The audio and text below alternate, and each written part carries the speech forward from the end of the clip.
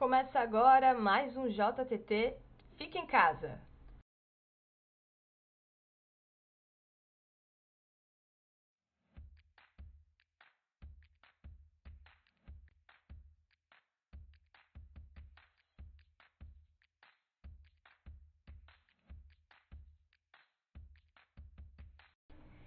Oi, oi, oi, audiência do JTT Diário. Fique em casa, tudo bem com vocês? E do portal Desacato?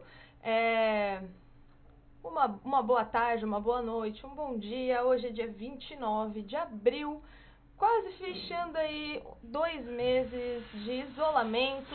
Como que vocês estão se sentindo aí em isolamento, gente? Como que vocês estão lidando aí com as emoções, com os conflitos? Porque com certeza tem.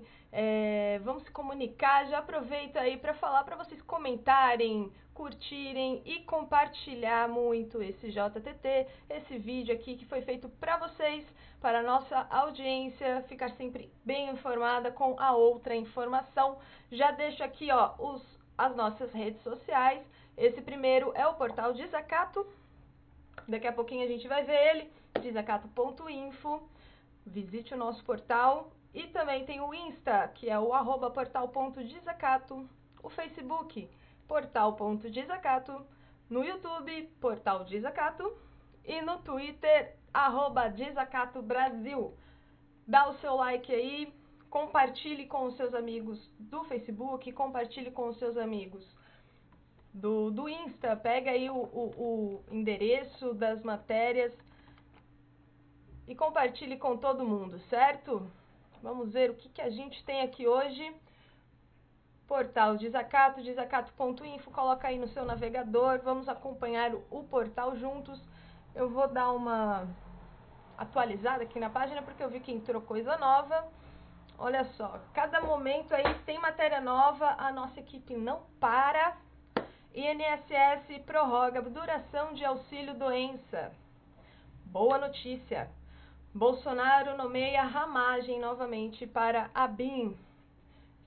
É impressionante quando a gente acha sobre essa matéria aqui, quando a gente acha uma boa notícia, os nossos direitos, né? É coisa básica. A gente é tão roubado, a gente é tão saqueado nos nossos direitos básicos, que quando chega o básico a gente, que boa notícia, né? Mas é o básico, né, gente?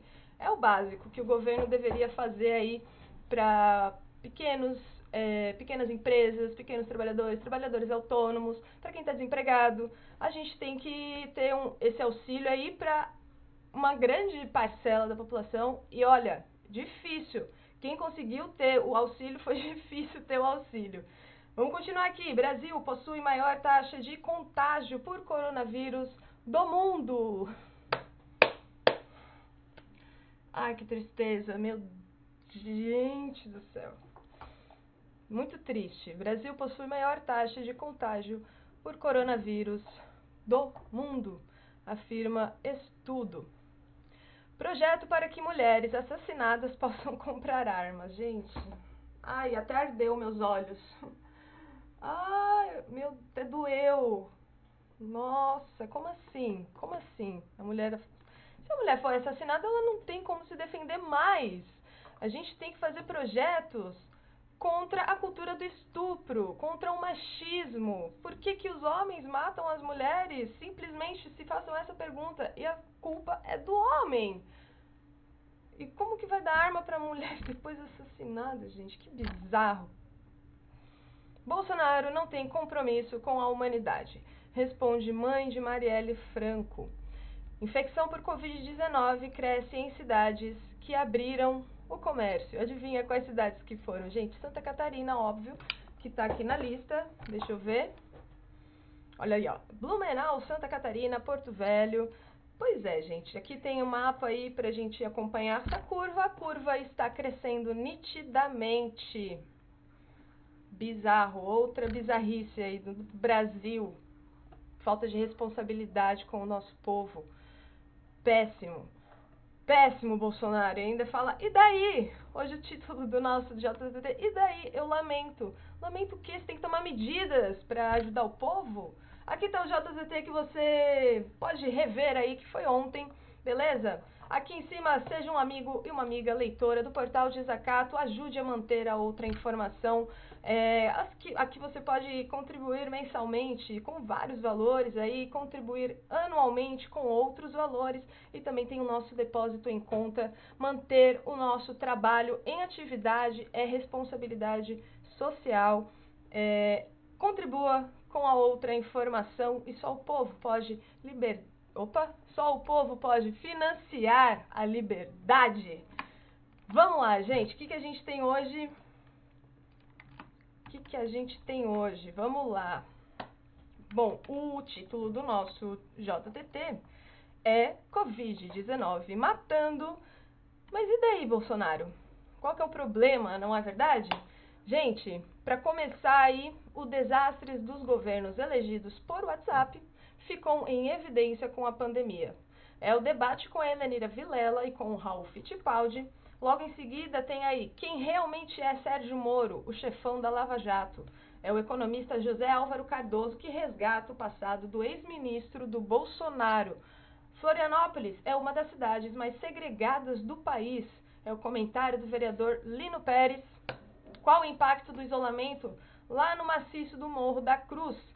É a entrevista com a Luciana Freitas, do Movimento Negro Unificado, o MNU. As medidas provisórias que retiraram seus direitos. É o comentário do advogado trabalhista Rivera Vieira. Temos que estar unidos para quando a pandemia passar. Temos que estar unidos para quando a pandemia passar. É a coluna do professor em saúde pública Douglas Kovaleski. Miragens é o poema da cearense Jesuana Prado, no Letras e Sentidos, com a Cláudia Weiman. Certo, gente? Tem bastante coisa aí para vocês conferirem hoje. Não desconecte-se do JTT, pelo contrário, compartilhe ele com os nossos amigos, todos os nossos amigos aí.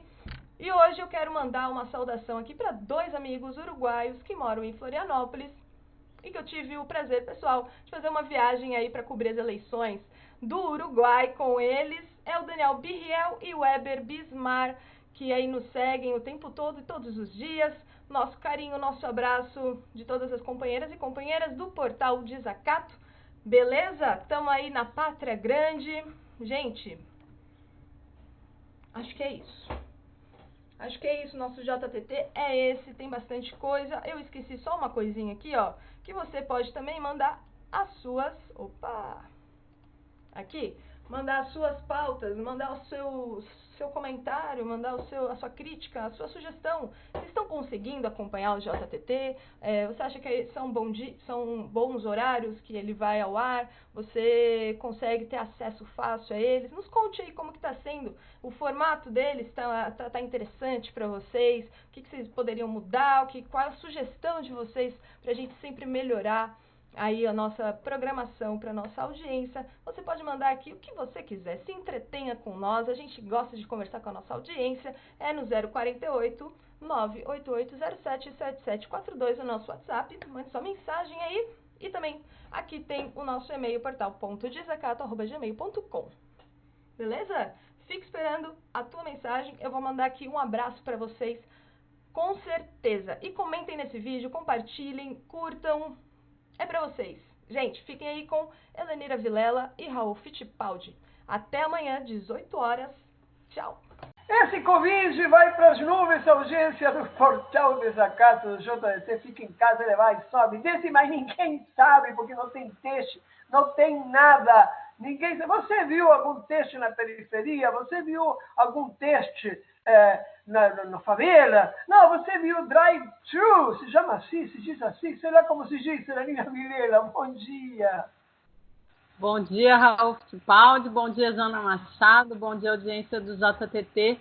Então, eu acho que é importante, eu sou professora de matemática, às vezes eu lembro isso aqui, e tem algumas coisas que a gente percebeu nesse processo que eu acho que são importantes da gente registrar. A primeira é que olhar para os números de Covid hoje é sempre olhar para o passado. Então, se a gente diz assim, foi sábado, não, sexta-feira que morreram 400 e não sei quantas pessoas, que tragédia. Mas essa tragédia, ela é um reflexo da contaminação de pessoas 15, 20 dias atrás. Então, se morreram as 408, elas se contaminaram 15, 20 dias atrás.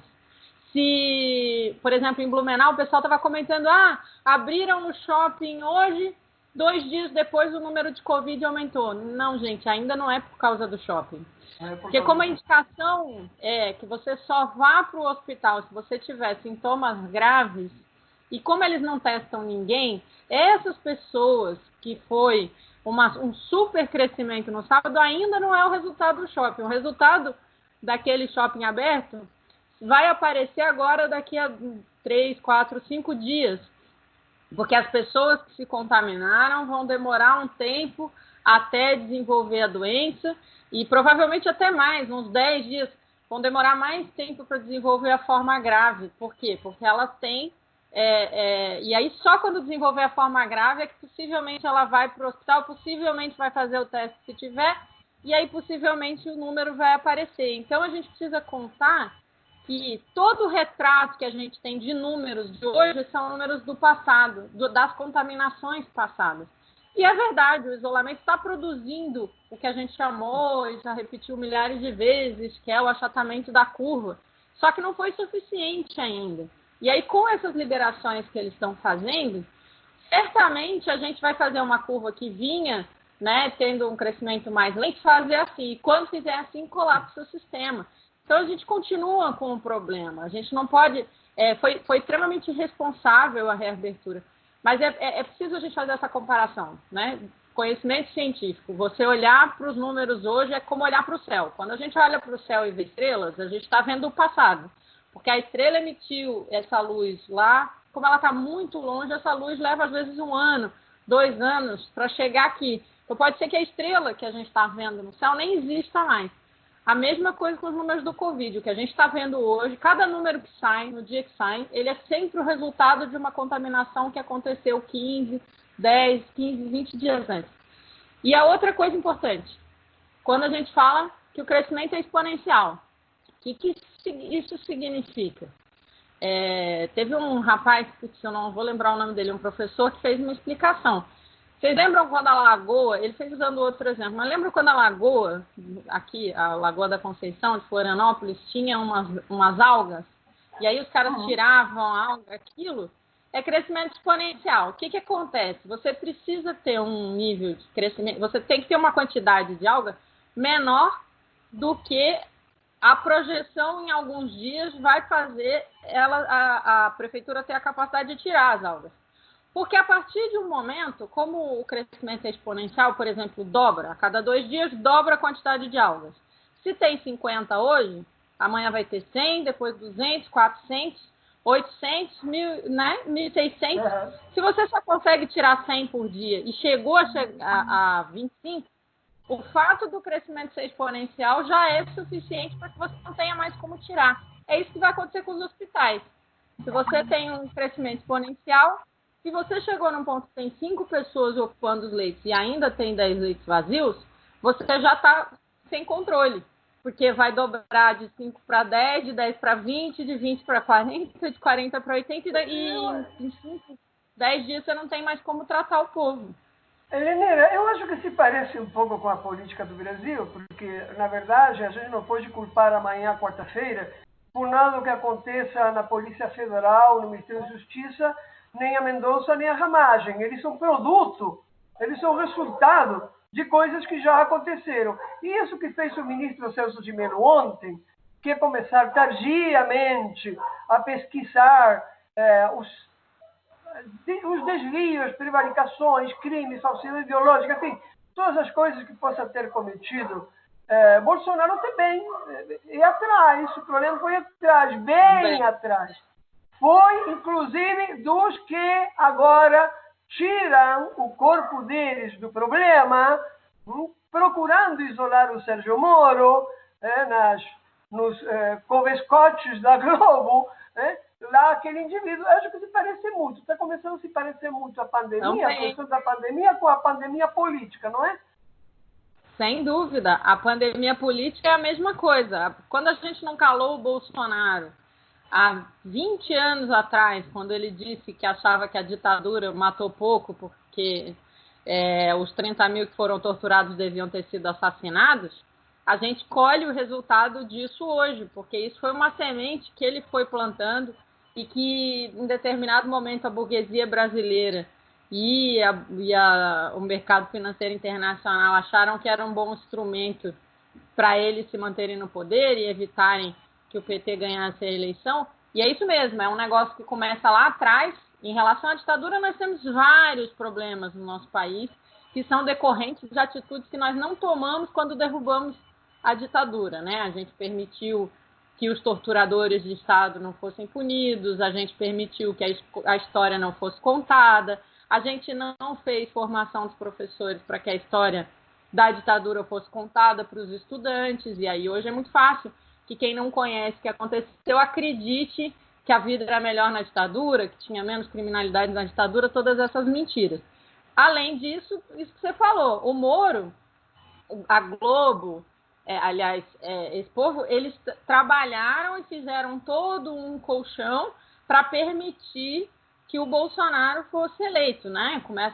Tem o golpe da Dilma, tem o governo do Temer, tem assumir todo aquele projeto do Ponte para o Futuro, tem a prisão do Lula. Cada ponto desses é alimentar um processo que redunda, ao fim e ao cabo, para voltar ao assunto anterior, há muitas mortes de coronavírus daqui a pouco, né? Então, o Celso de Mello ter permitido abrir esse processo, para mim, confirma uma coisa, que é uma decisão desse grupo de poder econômico de realmente se livrar do Bolsonaro, porque a gente sabe muito bem que nem o Celso de Mello, nem ninguém no STF faz nada sem autorização desse povo, e é a confirmação de que eles sabiam já há muito tempo e escolheram o momento de usar a informação de que o Bolsonaro é um miliciano, é um criminoso baixo ainda, é um criminoso de rachadinha, né, de crimes do tipos do baixo clero no Congresso. Mas, enfim, vamos lá, né?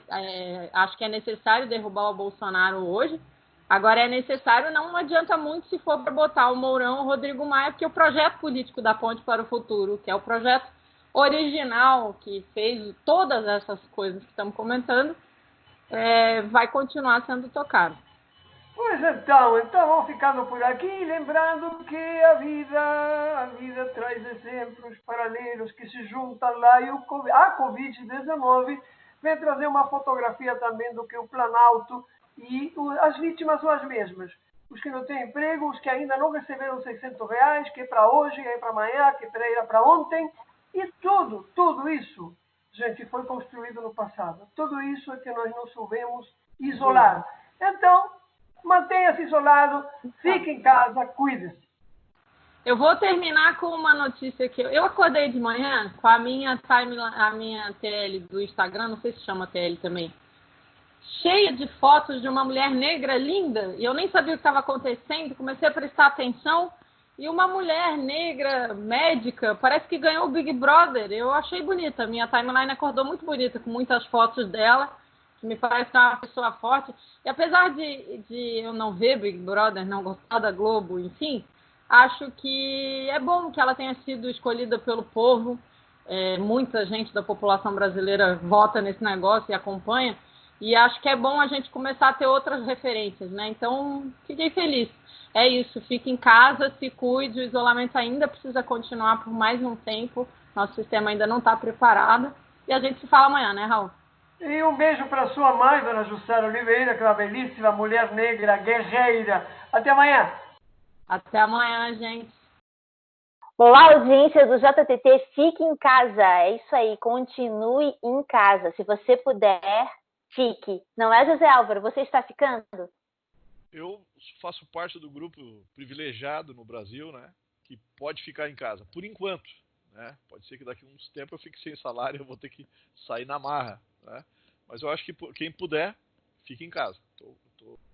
Então, José Álvaro Cardoso, economista do Diese, uma figura frequente, porque tem sempre as avaliações semanais que o Diese e particularmente o José Álvaro realizam trazem muitos dados que são essenciais para a gente compreender a conjuntura que estamos vivendo. E então, José Álvaro, na semana passada você escreveu sobre um passado do nosso ex-ministro Moro. Tem dados importantes que a gente precisa resgatar, porque nos fazem compreender melhor o golpe que aconteceu em 2016 e os reflexos que ele tem na nossa vida, na conjuntura do nosso país até hoje.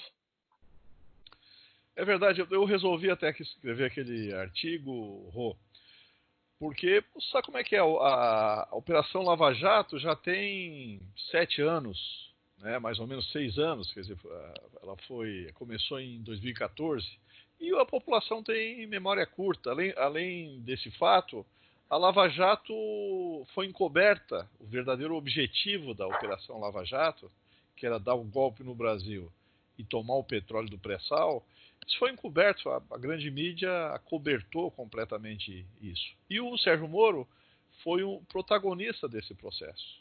Aliás, na verdade, ele era o chefe da Lava Jato, ainda que alguns pensavam que era o Dallagnol, mas o Gilmar Mendes, que é um cara muito conhecedor dessas internas aí do poder no Brasil, ele diz o seguinte: olha, o Dallagnol é só um bobinho, o verdadeiro chefe da Lava Jato é o Sérgio Moro. E o Sérgio Moro é um cara diretamente ligado ao imperialismo, ligado a esse projeto do império, que era acabar com a lei de partilha, tomar o pré-sal e tirar a esquerda, que naquela época estava no poder. E isso a maioria das pessoas não sabem, né? Até esse momento, apesar de tudo que aconteceu nos últimos 7 ou 8 anos no Brasil, a maioria das pessoas não sabem, as pessoas não conhecem o Sérgio Moro. O Sérgio Moro é um golpista a serviço do imperialismo. Hoje é mais fácil dizer isso. Eu falava isso em 2014, porque quando a gente percebeu que o golpe vinha pela Petrobras, eu tratei de organizar no Diese 12 seminários nas mesorregiões para discutir o problema, para ver se era verdade aquilo que eles estavam dizendo da Petrobras e tal. E eu me lembro que naquela época, quando eu dizia que o Sérgio Moro era um agente da CIA, né, eu sofria muita resistência, a ponto de, num dos debates, o cara querer brigar comigo, e era tudo sindicalista. Né? Mas hoje, onde tudo isso ficou muito evidente, ficou muito claro, eu inclusive publiquei 3 livros relacionados a esse problema do golpe, porque eu escrevo muito sobre o assunto, eu sistematizei isso em livros, que eu quero prestar algum tipo de serviço para o Brasil, do ponto de vista de documentar e registrar todo esse complexo jogo de xadrez, né? Mas hoje está mais fácil a gente dizer isso, porque hoje, pelo menos para os mais atentos, as pessoas sabem que o Sérgio Moro é um entreguista, é um cara que participa dessa grande articulação internacional para tomar o pré-sal, para tirar a esquerda do poder, que é um projeto que não é exclusivamente brasileiro, é um projeto latino-americano, tem a ver com a disputa de hegemonia dos Estados Unidos com seus principais inimigos, especialmente a China. Isso tudo para o povo brasileiro, em regra, é muito difícil de entender. O povo não tem tempo para obter essas informações. A gente faz parte de um grupo privilegiado, cuja profissão permite isso, cuja função permite isso. Então, o objetivo de escrever esse artigo, Rô, é justamente subsidiar a população, especialmente aquilo com quem eu mais me relaciono, que é o movimento sindical, de informações acerca desse complexo jogo de xadrez. José, e por falar em subsídio, você está realizando toda semana ao vivo, na quinta-feira, que estão sendo transmitidos aqui no Portal Desacato. Então, quinta-feira, toda quinta-feira às 15 horas. E está conseguindo, então, como é um momento maior, aprofundar melhor essas informações, não é, José? É verdade, ali tem 1 hora mais ou menos essa transmissão, e o tema nesta quinta-feira será exatamente esse, a questão se o Sérgio Moro vai ganhar ou não um paraquedas dourado do imperialismo, né, já que a aeronave dele está em queda, né? E aí temos que saber o que vai acontecer, e nessa live eu vou exatamente tentar aprofundar todo esse processo, né? Obviamente que 1 hora é pouco, né? Não há dúvida disso, isso teria que ter um seminário para aprofundar esse assunto, né? Mas o objetivo é isso. Esse é o tipo de... Até hoje, até hoje, nesse momento, 2020, tem gente que diz que não houve golpe de Estado. Né? Obviamente, essas pessoas elas vão custar entender a conjuntura nacional nos próximos 10 anos. Quem tem esse tipo de análise, qual é o problema de ter esse tipo de diagnóstico? É que tu não vai entender o que vai acontecer no Brasil nos próximos anos. Esse é que é o problema. O objetivo sempre de ter uma precisão no diagnóstico é definir estratégias adequadas também, né, para o ator social, trabalhadores, etc. Se tu erra no diagnóstico, se tu acha que tudo aconteceu porque a Dilma não tinha jogo de cintura para negociar com os deputados, se tu acha isso, tu vai continuar se equivocando nos próximos 10 anos. Então, o objetivo é também esclarecer quais são os fundamentos geopolíticos e econômicos que estão por detrás do golpe brasileiro, golpe no Brasil. Então fica aí o convite para todo mundo que está nos acompanhando aqui no JTT Fique em Casa, quinta-feira, 15 horas, no Portal do Zacato e também nas suas redes, José Álvaro Cardoso, economista do Diese, trazendo esses subsídios, aprofundando essa discussão um pouco mais, não tanto quanto o José desejaria, mas bem mais do que esses minutos de matéria que a gente toda semana faz com ele, ou através dos programas, enfim, da nossa programação. José, obrigada pela sua presença novamente, pelas informações. Eu que agradeço. Eu agradeço por sempre à disposição de vocês. Tá bom. Obrigado. Um abraço. Outro. Audiência do Portal de Zacato, do JTT Fique em Casa. Se sabe que quem trouxe a pandemia por aqui foram os ricos, mas os que mais sofrem essa pandemia são sempre os pobres, aqueles que moram nos setores mais vulneráveis, que têm menos infraestrutura, que têm menos recursos, muitos dos quais, inclusive, até agora não receberam os tais R$600, por exemplo, do governo federal. Sobre isso, vamos pedir ao companheiro de todas as semanas, que nos faz os comentários, a coluna do vereador, professor Lino Pérez, comentando um pouquinho como é essa situação, tem agravantes aqui na cidade de Florianópolis. Bom dia, Lino. Bom dia novamente aí aos nossos ouvintes da nossa rádio JTT. Aí estamos aí para tentar desvelar a realidade, né? Mostrar o que não é mostrado. Acho que é isso que é importante, que eu acho que eu quero aqui destacar. Realidade que agora com a desigualdade aparece, até na Globo aparece desigualdade, viu? Ontem esteve aí, por exemplo, aquele especialista, o Alexandre Kalash, que é epidemiologista, e esse cara aí tá à esquerda, né? O que é isso? O que aconteceu? Né? Ele colocando coisas que nós e muitos pesquisadores há décadas já colocamos nesse país e que sempre acobertaram.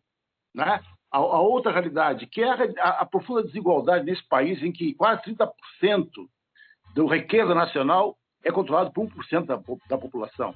Isso acontece nas periferias, hein? Como você reflete isso no cotidiano da pandemia? Com a falta de tratamento de esgoto, de infraestrutura viária, de água, muitas vezes, de luz? Então, aqui em Florianópolis, são 40% vivem na informalidade, tá? E aqui tem 20 mil famílias que têm baixo ou nenhum nível de infraestrutura, de esgoto, falta d'água, a questão de serviços básicos médicos, se posto de saúde está distante, problema de transporte, vai embora. Florianópolis, né? Que é uma das cidades mais segregadas do país, mas tem maior distância, não é isso? E a situação toda esconde. Há muitos anos que eu denuncio, né? E nunca aparece nada, né? Então, e o prefeito, o atual prefeito, né? O meu não é. Há 3 anos para cá, só construiu 3 casas. Então, tu pode ter uma ideia que tem um déficit enorme que a Conferência Municipal de Habitação, ano passado, apontou. Né? E as ocupações, né? Aqui tem 4 ocupações. Total são 7 na região metropolitana. E esse pessoal é a ponta do iceberg. Eu dizia na minha tese há 30 anos atrás. Monte Cristo é o grito.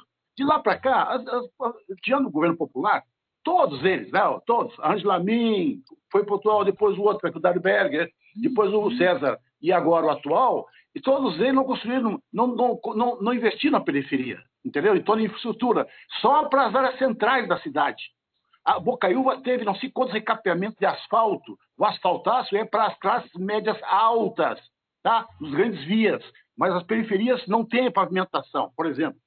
Lino, na situação tão grave de pandemia, tem havido testes nessas regiões vulneráveis? Tem havido testes sobre o coronavírus, o Covid-19? A Covid-19, perdão. Nas periferias, nas favelas, nos morros, tem havido? Não, nada. Nem na parte central aqui não tem claro qual é a metodologia de aplicação dos testes. Só não sei, drive-thru, né? Para a classe média ali, né? Agora, até vacina sim, vacina que estão vacinando, só em drive-thru e algumas áreas centrais. Nem isso para a prevenção da influenza, né? Que é a vacina básica, essa não chegou na massa das periferias. Imagina agora o coronavírus. O prefeito garganteia que tem mais de 30 mil testes. Mas onde é que estão essa pergunta, como vereador, eu faço várias perguntas, né?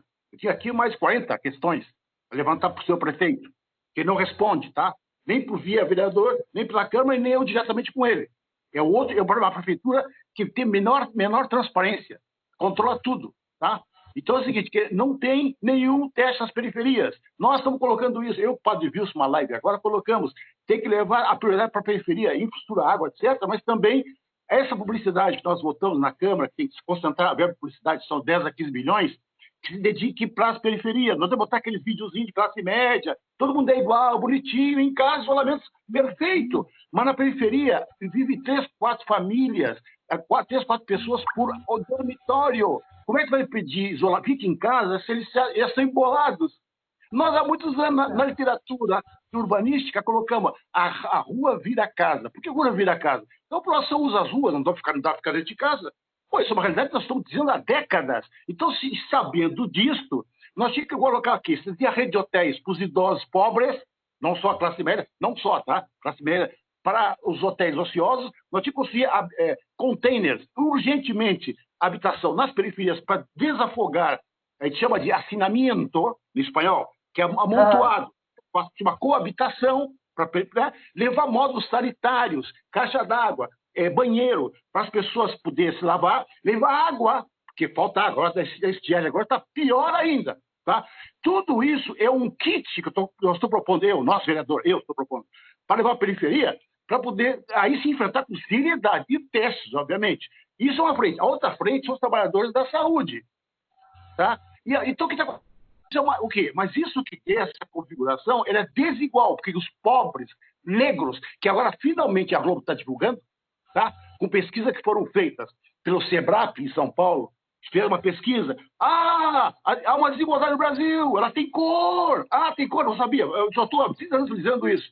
Então vai atingir os negros no Brasil inteiro, que são 56% da população. E aqui são 20%, quase 20%. Muito bem. Eles vão ser atingidos desigualmente. A classe média aqui, a maioria é branca. Mas quem vai ser atingido proporcionalmente são os negros. Igual a penitenciária, 16% da população negra no Estado. Mas 30%, 40% são negros na penitenciária e presídios. A população negra. Nosso povo vai ser atingido. Nosso povo, tá? Então não tem porra de teste nenhum. Esse é o prefeito que fazer. Mas como é que vai fazer se ele mesmo não tem prioridade alguma para os pobres nas periferias? O Padre Wilson, solitariamente, levanta isso aqui no Morro do Maciço. Eu estou com ele, fazer um mutirão nas periferias. Mas o que está acontecendo? Nosso povo vai ser morto, fora os pobres brancos, e etc, já sabemos. É a população de rua. Então, vai ser atingido. E de gênero, né? Quem é o gênero? Quem é? São os homossexuais. Esses vão ser atingidos. Os homossexuais pobres.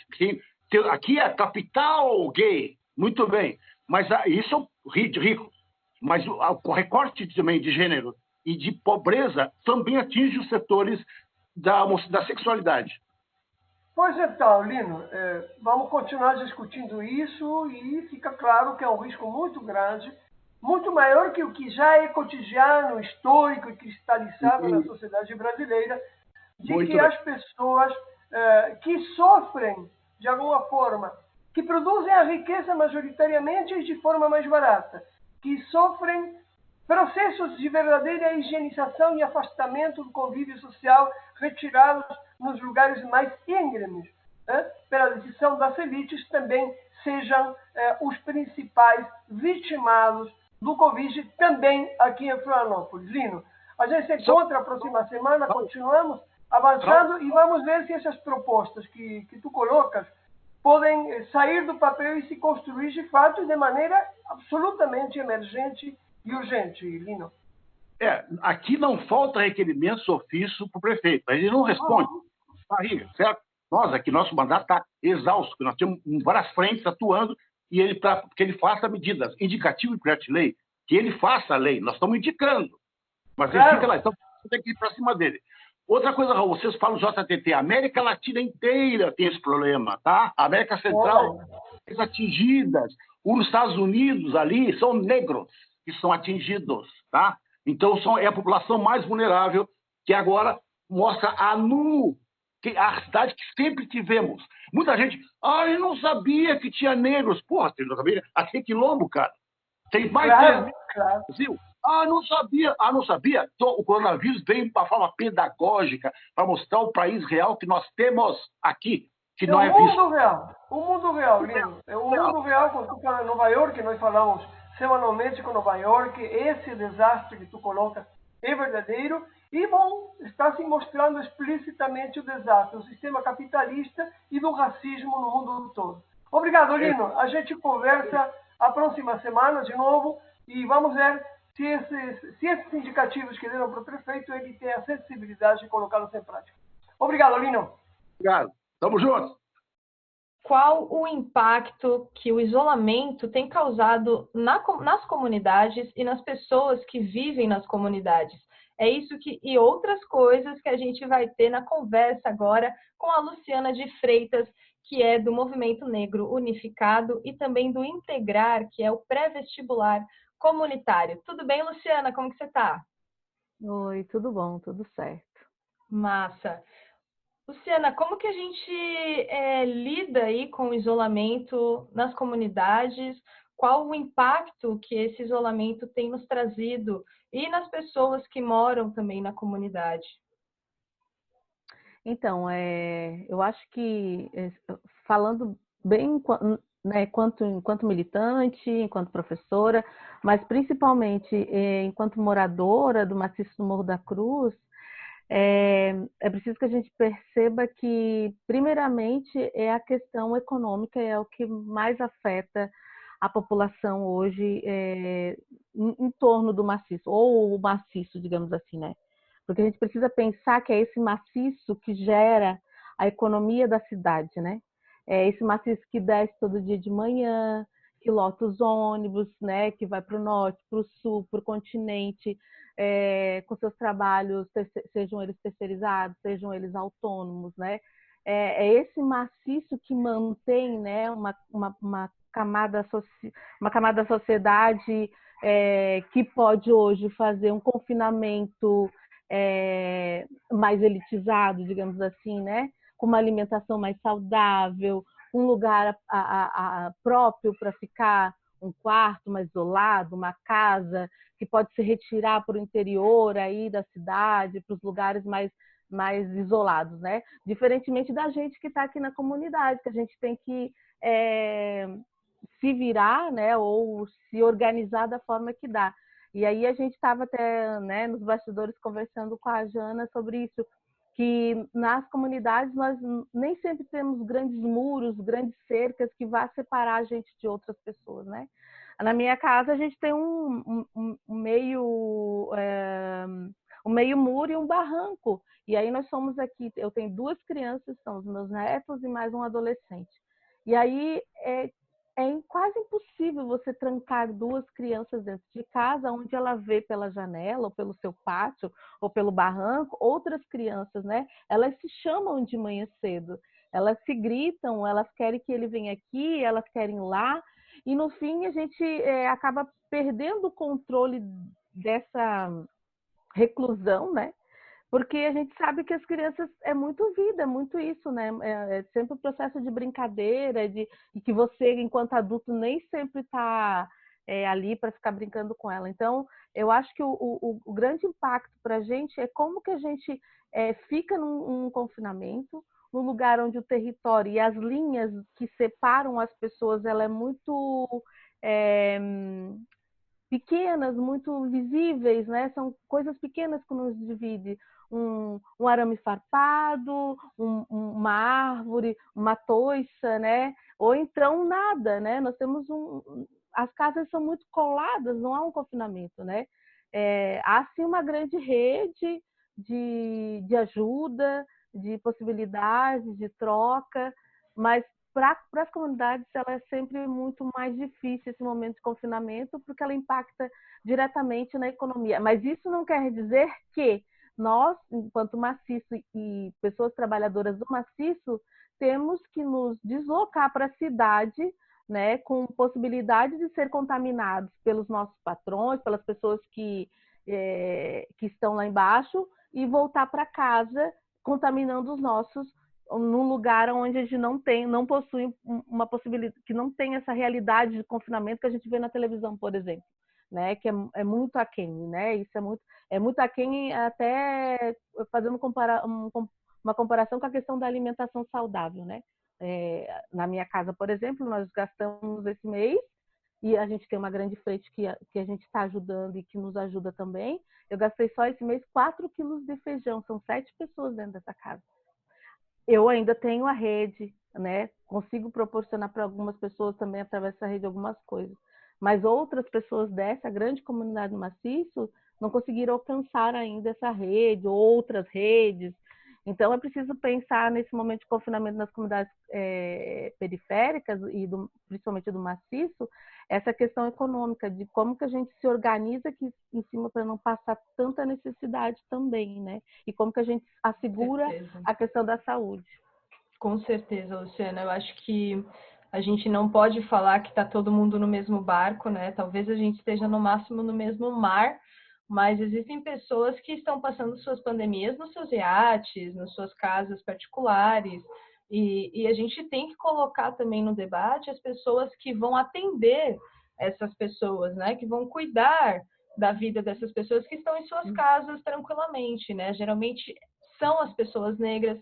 Inclusive, o primeiro óbito no Brasil foi muito significativo, porque foi uma doméstica que faleceu indo atender, né, um casal que estava voltando aí de uma viagem qualquer da Europa, e quem faleceu foi ela, né?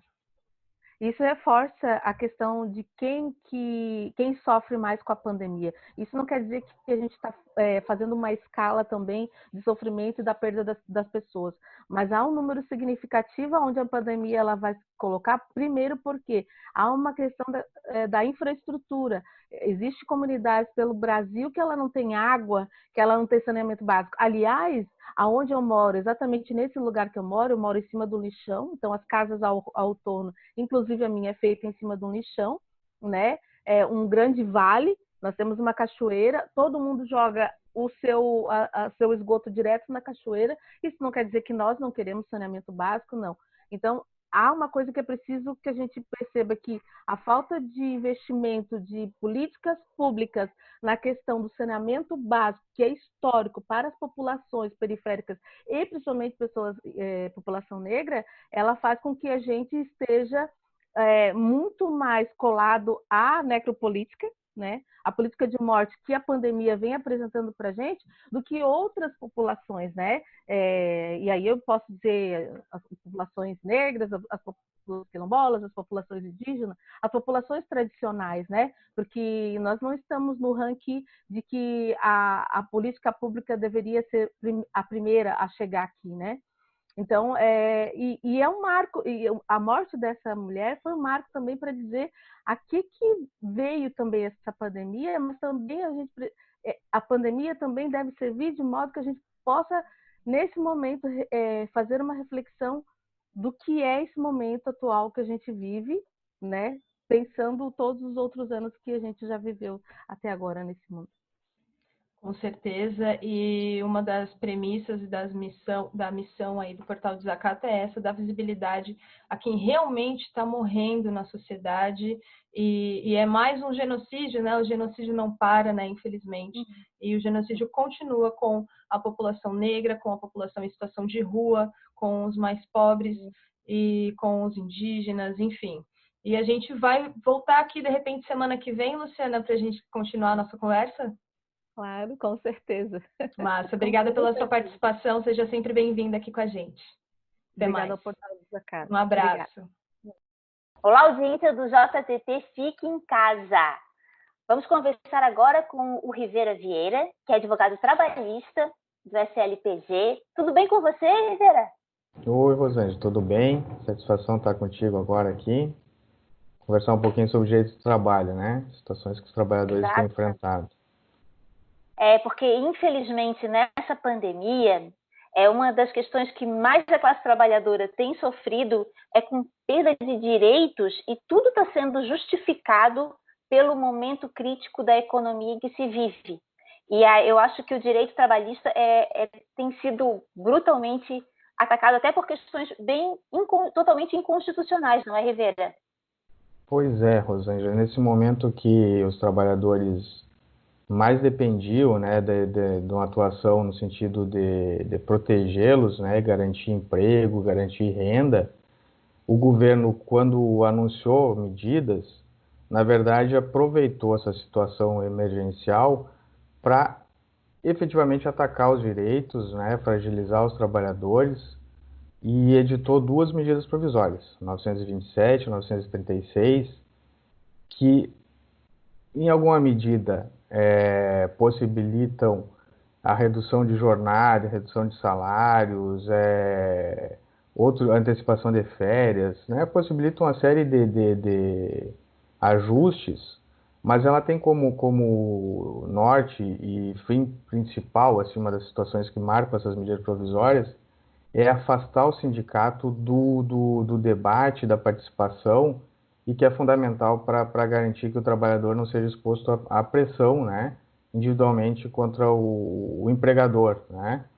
Então a gente pode afirmar que essas medidas provisórias, elas, sob o pretexto de trazer condições para a manutenção do emprego, da renda e das atividades econômicas, mas na verdade privilegiaram o empregador, né, o patrão, né, são uma medida que favorecem mais o empregador e expõe o trabalhador, né, inclusive com possibilidade de redução de renda, né, e uma série de outras medidas que mais prejudicam do que ajudam, né. Uma dúvida que eu tenho, Rivera, é se essas medidas, elas têm um prazo de validade assim, bem definido, sabe, assim que acabar, volta ou não? Ou serão questões que depois vão exigir toda uma mobilização das entidades sindicais e da classe trabalhadora para que volte a valer o poder de negociação, o poder de os direitos realmente que estavam previstos na Constituição anteriormente à pandemia? Perfeito, Rosângela.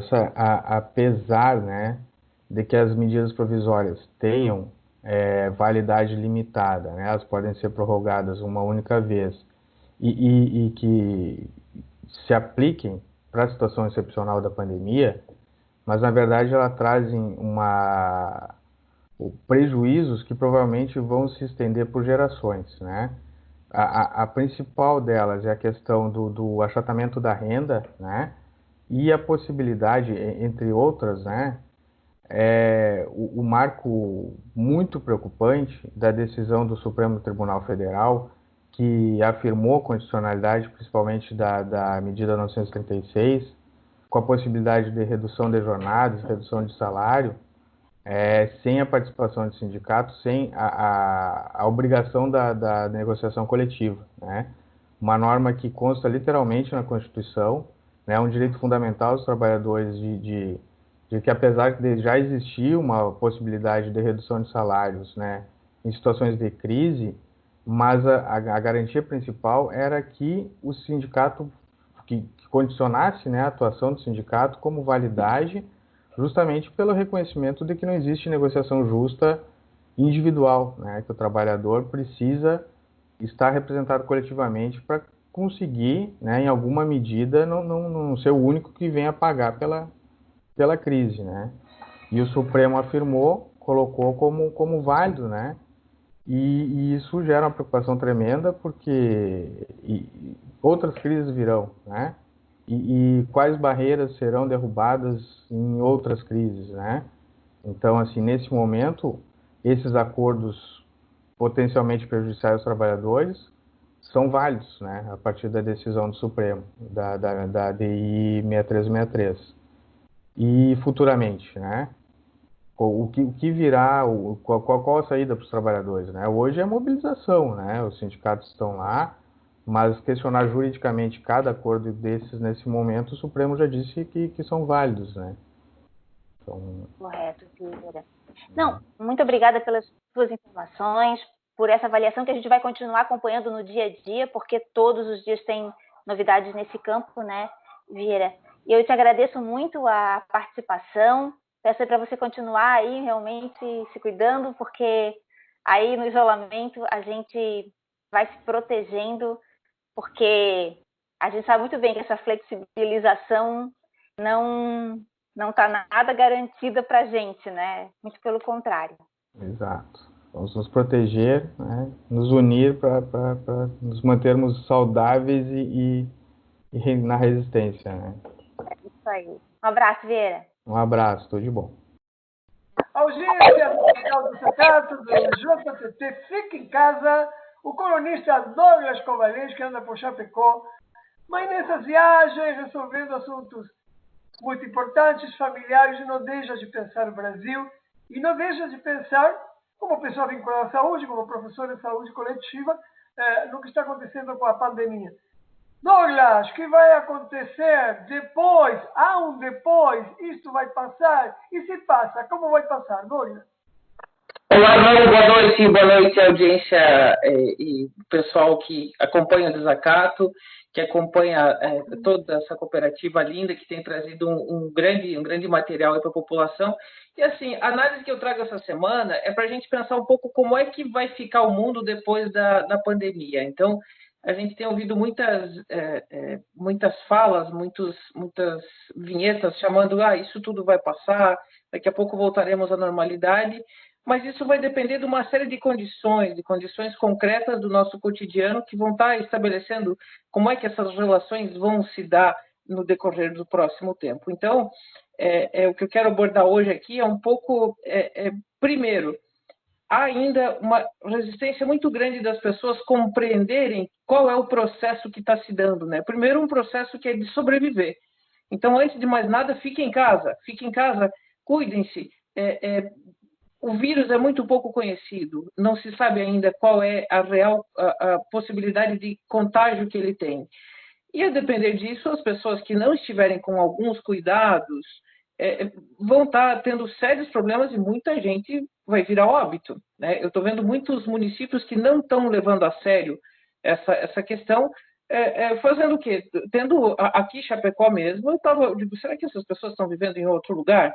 Pessoas andando na rua, tudo vida normal, quando eu cheguei aqui há uma semana e meia atrás, né? Na outra semana. E comecei a ver isso, pois foi dito e feito. O número de casos está aumentando de uma maneira muito acelerada aqui em Chapecó e outras cidades estão acontecendo com a mesma coisa.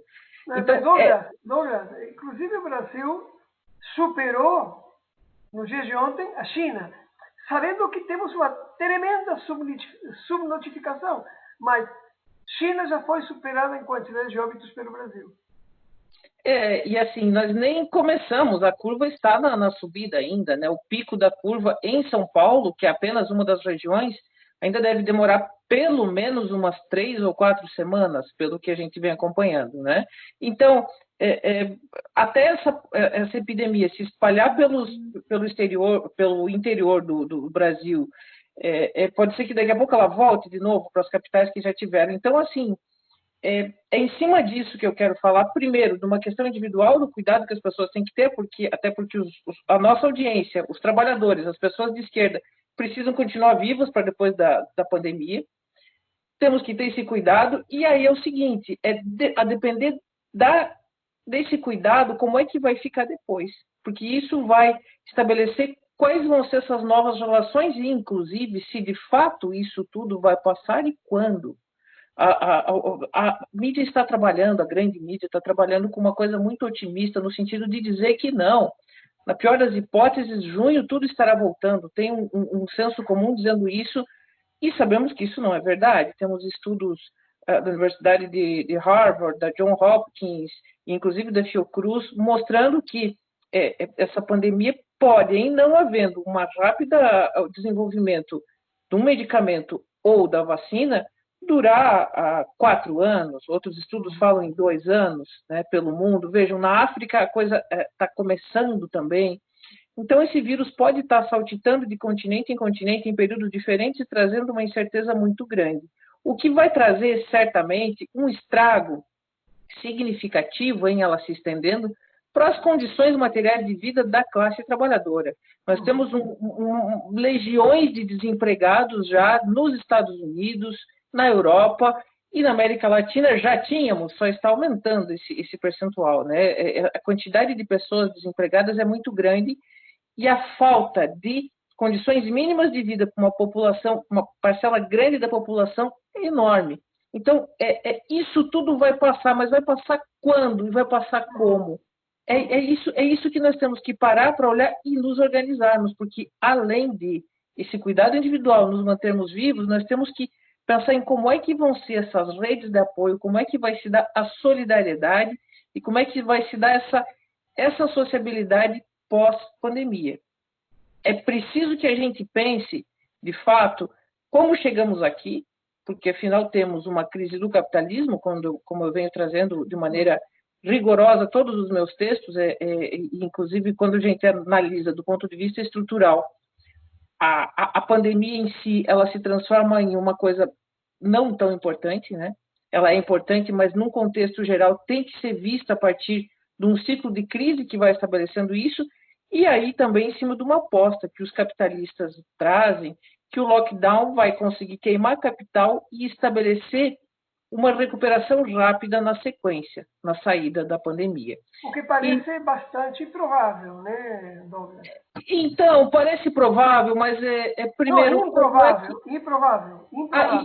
Improvável e incerto, né? Eu acho que respostas, né? Porque primeiro a gente não sabe quando que termina a pandemia e nem aonde ela vai chegar. Mas é um substrato, Douglas, já concluindo, e nós temos o tempo limitado, há um substrato de tudo isso, que as apostas que faz o capitalismo não têm a ver com a vida das pessoas. Isso é o mais grave, porque a aposta que o capitalismo faz, o lockdown, por exemplo, é uma aposta de reação imediata, não se sustenta na realidade, ou pode sustentar em alguns espaços determinados, da Europa, por exemplo, ou dos Estados Unidos, do Japão, mas aqui não. Ou seja, aqui não. Aqui a miséria já estava estabelecida, a desordem econômica impera desde 2015 aproximadamente, e ela só se avoluma desde a crise de 2008 até agora. Então, o que nós temos aqui é a reunião quase perfeita de uma pandemia sanitária com uma pandemia econômica que vive o Brasil e que, além do mais, nos encontra com um país polarizado, esfacelado, com um governo em vias de extinção. Ou seja, a situação é gravíssima, como você fala. Mas eu quero te convidar, Douglas, para a próxima semana desenvolvermos que saídas, do ponto de vista da classe trabalhadora, temos. Pode ser?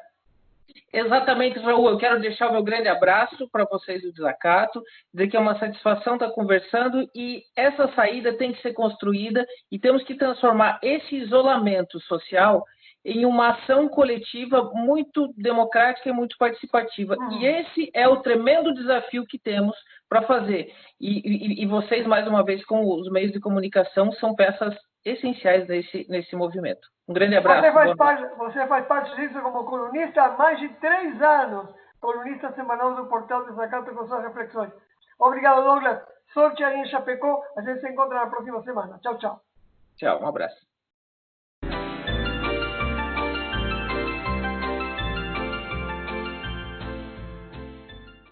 Mirar o horizonte e entender processos pessoais, de vida, de luta. Mirar o horizonte, seguir dando passos livremente, mesmo quando os rótulos estão pelo caminho. Mirar o horizonte, mesmo quando o amor chega sem aviso, e sem promessas de eternidade, de outros status que aprisionam. Mirar o horizonte e sentir saudade.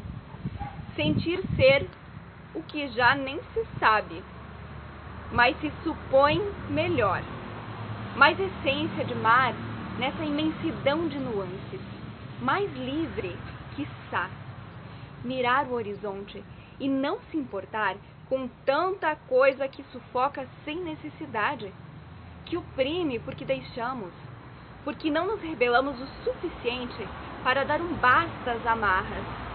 Mirar o horizonte e encontrar o meu reflexo. Mirar sempre e me encontrar, quem sabe. Miragens, esse é o escrito da nossa querida Jesuana Prado. Cotidiano Poético, um livro maravilhoso. A Jesuana, ela é arte educadora, militante da Pastoral da Juventude do Meio Popular. Ela nasceu em Fortaleza, Ceará. Há muito tempo escreve aí poemas, poesias e distribui por esse Brasil todo. E hoje, então, a gente fez uma leitura do seu escrito também como uma homenagem para ela que está sempre acompanhando a gente também aqui no Portal de Desacato. Então, Jesuana, um beijo bem grande desde o interior de Santa Catarina, um lugar que te espera também. Quem sabe depois quando essa pandemia toda passar, você possa vir para cá, trazer os teus livros e a gente vai te receber com muito carinho. Um beijo grande para você e para todo mundo que nos acompanha aqui no Portal de Desacato. Temos um resto de semana ainda de JTT Diário, então fique com a gente. Até mais!